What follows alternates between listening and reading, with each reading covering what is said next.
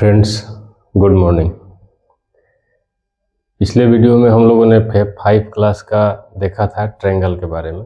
Angle के आधार पे triangle कितने प्रकार के होते हैं, और आज हम लोग देखेंगे आपका चतुर्भुज क्वाड्रिलेटरल कि ये कितने प्रकार के होते हैं और इसमें क्या क्या प्रॉपर्टी है इसको हम लोग आज देखेंगे। अभी हम लोग 6 क्लास के ये चैप्टर 5 का आपका देख रहे हैं, अपने आकारों को समझना, विभिन्न आकारों को समझना। तो आकारों में हम लोगों ने त्रिभुज देख लिया है, ट्रायंगल देख लिया है, अब हम लोग चतुर्भुज देखेंगे। चतुर्भुज में कितने प्रकार होते हैं, क्या क्या उसके प्रॉपर्टी हैं। तो चलिए आइए स्टार्ट करते हैं इसको, आपका चतुर्भुज को। तो चतुर्भुज में मेनली आपका 5 प्रकार के चतुर्भुज होते हैं। इसमें आयत हो गया, वर्ग हो गया, समानांतर चतुर्भुज हो गया, समलंब चतुर्भुज हो गया, सम चतुर्भुज हो गया। तो ये 5 प्रकार के चतुर्भुज होते हैं। चतुर्भुज किसे कहते हैं ये पहले आप समझ लीजिए। जैसे त्रिभुज में हम लोगों ने पढ़ा था कि त्रिभुज की 3 भुजाएं होती है। त्रिभुज मतलब 3 भुजा, त्रि मतलब 3, भुजा मतलब उसकी भुजाएं। तो चतुर्भुज में क्या है आपका, चतुर्भुज यानी चतुर्भुज मतलब 4 और भुजा, यानी कि 4 भुजाओं से मिलकर बनी हुई आकृति को हम लोग क्या कहते हैं, चतुर्भुज कहते हैं। 4 भुजाओं से मिलकर बनी हुई आकृति को हम लोग क्या कहते हैं, चतुर्भुज कहते हैं। कोई भी 4 भुजा है, मान लीजिए 4 भुजा कोई भी हम ऐसे मिला देते हैं तो इसको क्या कहते हैं हम लोग, चतुर्भुज कहते हैं। कोई भी 4 भुजा मिला दीजिए, उसके आकृति को क्या कहते हैं, चतुर्भुज कहते हैं। अब इसी में क्या होगा, कोई चतुर्भुज इस तरह का है, कोई चतुर्भुज इस तरह का है, कोई चतुर्भुज इस तरह का है, तो इसका नाम दिया जाता है कि ये कि क्या है, ये आपका वर्ग है, आयत है, समानांतर चतुर्भुज है, समलंब चतुर्भुज है, क्या है, रोम्बस है, पैरेललोग्राम है, ट्रेपेजियम है। तो इसको हम लोग अभी देखेंगे। तो चलिए आइए देखते हैं। हमने यहाँ आज 2 चतुर्भुज के 2 प्रकार लिखा है, आयत और वर्ग। आयत को हम लोग देखेंगे, रेक्टेंगल को हम लोग देखेंगे, वर्ग यानी स्क्वायर को देखेंगे। 2 चीज़ आज हम लोग इसके प्रॉपर्टी को देखेंगे। तो आयत, रेक्टेंगल में क्या है, रेक्टेंगल भी एक चतुर्भुज है। रेक्टेंगल का आकार क्या होता है, देखिए रेक्टेंगल का आकार क्या होता है।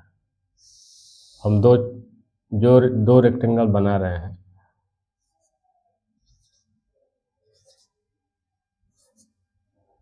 ए बी सी और डी। एक और बना रहे हैं,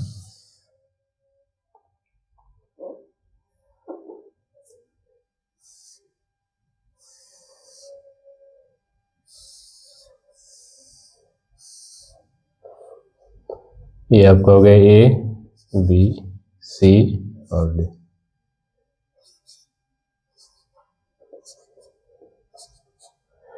इस दोनों चतुर्भुज को, इस दोनों रेक्टेंगल को आप देखकर बताइए कि इसमें क्या ऐसा चीज़ है जो आपको समझ में आ रहा है कि ये कॉमन है। क्या इसका प्रॉपर्टी है जो कॉमन है, ये सॉरी इसका ये 4 होगा और ये 2। तो इसमें हम लोग देख रहे हैं कि इसके आमने सामने वाली भुजाएं, इसमें 4 भुजाएं हैं, 4 भुजाओं में इसके आमने सामने यानी सम्मुख भुजाएं, ये भुजा और ये भुजा क्या है, 4 सेंटीमीटर यानी बराबर है।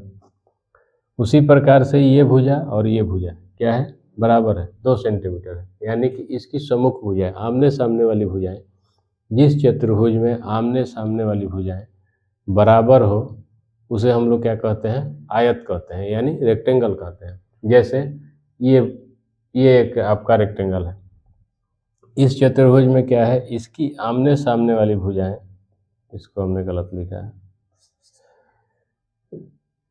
आमने सामने वाली भुजाएं क्या है, बराबर है, 3 सेंटीमीटर और 3 सेंटीमीटर। उसी प्रकार से ये क्या है, 5 सेंटीमीटर और 5 सेंटीमीटर। तो आयत का प्रॉपर्टी क्या है आपका कि आमने सामने वाली भुजाएं बराबर हो, यानी कि अगर इसको हम लोग लंबाई मान लें और इसको चौड़ाई मान लें तो लंबाई दोनों ओर की बराबर होगी, चौड़ाई दोनों ओर की बराबर होगी। उसी प्रकार से अगर इसको हम लोग लंबाई मान लें, इसको चौड़ाई मान लें, तो लंबाई इसका क्या है 3 सेंटीमीटर और चौड़ाई क्या है 5 सेंटीमीटर। तो इसको हम लोग क्या कहते हैं, रेक्टेंगल कहते हैं, आयत कहते हैं। ये क्या है आपका आयत।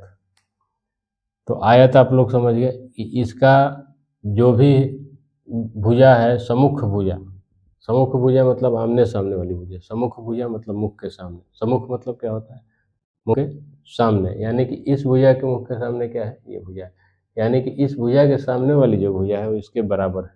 आ रहा है समझ? इस भुजा के मुख के सामने क्या है ये भुजा है।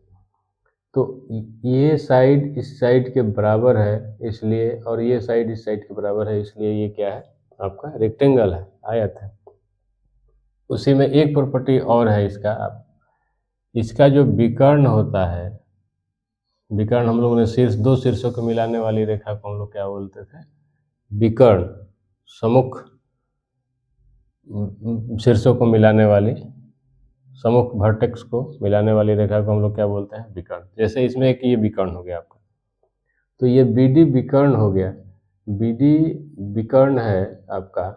तो ये क्या है इसका, ये दोनों विकर्ण आपका क्या है बराबर होता है आयत में।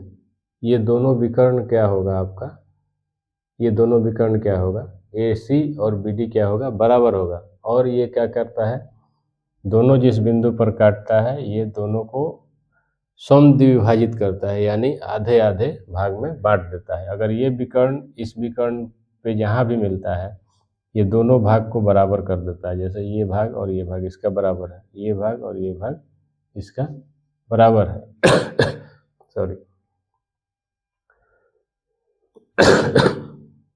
उसी प्रकार देखिए उसी प्रकार से ये क्या है, ये विकर्ण इसको समद्विभाजित करता है और ये विकर्ण, और दोनों विकर्ण क्या है आपका बराबर है। उसी प्रकार से इसमें भी जो विकर्ण आएगा आपका ये भी क्या होगा आपका बराबर होगा, और दोनों एक दूसरे को विभाजित करेगा, समद्विभाजित करेगा। इसमें एक प्रॉपर्टी और है आपका कि ये जो त्रिभुज है, ये जो बना त्रिभुज है, जो आपका लंबाई पे बना त्रिभुज है, दोनों बराबर होता है। जैसे ये त्रिभुज आपका बन गया, अगर इसको O मान ले तो AOD ये क्या है, ये त्रिभुज आपका बराबर है। BOC ये क्या है त्रिभुज आपका, AOD और BOC क्या है त्रिभुज बराबर होगा, उसकी लंबाई चौड़ाई सेम होगी। उसी प्रकार से COD ये त्रिभुज और ये त्रिभुज, COD और BOA ये क्या है एक दूसरे के बराबर है। तो ये आपका आयत आप लोगों ने रेक्टेंगल समझ लिया। रेक्टेंगल में क्या है समझ लीजिए एक बार फिर से कि इसकी सम्मुख भुजाएं, आमने सामने वाली भुजाएं, यानी लंबाई की भुजाएं दोनों बराबर है, चौड़ाई की दोनों भुजाएं बराबर है। उसी प्रकार से इसका जो विकर्ण है ये दोनों एक दूसरे को काटता है, दोनों विकर्ण बराबर होते हैं, और विकर्ण एक दूसरे को समद्विभाजित करता है। उसका अगला प्रॉपर्टी क्या है इसका कि दोनों सम्मुख लंबाई पर बना त्रिभुज, इसको विकर्ण खींचने पे चार त्रिभुज बन रहा है, तो चार त्रिभुजों से मिलकर ये बनता है। तो इसको क्या करेंगे, इसका आपका दो विकर्ण आप जब खींच लिए तो इसमें इसको क्या किया, ये दो भागों में बांट दिया इस विकर्ण को, और ये विकर्ण इसको दो भागों में बांट दिया। तो ये दोनों विकर्ण की ये लंबाइयाँ जो बटी हुई है दोनों बराबर है। उसके बाद जो इसका त्रिभुज बना है इस पे ये क्या हो जाता है आपका दोनों बराबर हो जाता है, दोनों सामने वाले त्रिभुज सम्मुख त्रिभुज क्या हो जाता है बराबर होता है। तो ये हो गया आपका रेक्टेंगल। अब हम लोग समझेंगे वर्ग, स्क्वायर। वर्ग में क्या है, वर्ग का प्रॉपर्टी देखिए, अभी हम बना लेते हैं आपका एक चतुर्भुज बनाते हैं।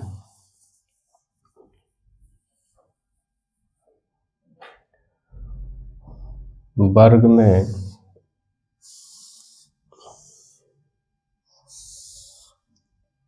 इसका प्रॉपर्टी आप लोग देख के बताइए, अभी हम बना रहे हैं। 4 centimetre 4 centimetre 4 centimetre 4 centimetre A B C और D, A B C और D, 5 5 5 और 5। तो इसमें आप लोगों को क्या दिख रहा है, क्या कॉमन दिख रहा है, इसका प्रॉपर्टी क्या दिख रहा है, वर्ग का प्रॉपर्टी क्या है कि इसकी चारों भुजाएं, वो चतुर्भुज जिसकी चारों भुजाएं बराबर हो, वो क्या है, वर्ग है। उसमें एक प्रॉपर्टी और है आपका कि इसके एंगल जो होते हैं 90 डिग्री के, सारे एंगल 90 डिग्री के होते हैं, सारे एंगल जो होंगे आपका 90 डिग्री के होंगे, सारे कोण क्या होंगे 90 डिग्री। ये सेम चीज आपका इसमें भी होगा, आपका रेक्टेंगल में भी होगा कि सारे, ये एक चीज आप इसमें भी याद रखिएगा, सारे एंगल क्या होंगे इसके 90 डिग्री। उसी प्रकार से जैसे इसके चारों भुजाएं बराबर आपस में बराबर होती है और आमने सामने वाली भुजाएं भी बराबर होती है, तो चारों भुजाएं जब बराबर है तो आमने सामने वाली भुजाएं बराबर। तो इसमें क्या है, इसका आपका ये एंगल क्या होता है आपका 90 डिग्री का होता है। तो चारों एंगल 90 डिग्री का होगा, इसके चारों भुजाएं बराबर होगी और विकर्ण क्या होगा, इसका भी विकर्ण क्या होगा, विकर्ण बराबर होगा और इसका भी विकर्ण एक दूसरे को समद्विभाजित करेगी, इसका भी विकर्ण एक दूसरे को समद्विभाजित करेगी और जो विभाजित करेगी ये चारों त्रिभुज बना हुआ क्या होगा, चारों त्रिभुज का प्रॉपर्टी सेम होगा, बराबर होगा।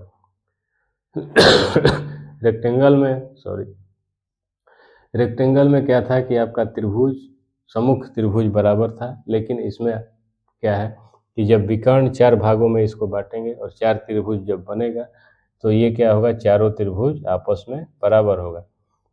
तो ये है आपका स्क्वायर यानी वर्ग का प्रॉपर्टी।